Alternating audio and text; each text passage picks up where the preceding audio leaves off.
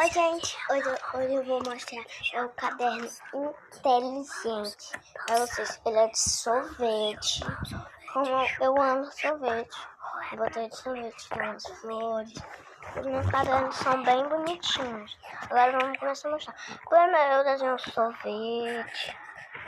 Aí por segundo. Ai meu Deus, gente, é porque aqui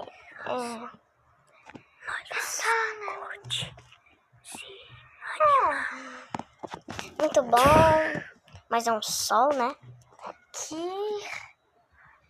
Né? Então, tchau. Nada de tchau, vamos continuar mostrando.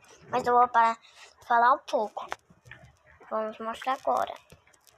Aqui é a parte dos fantasmas.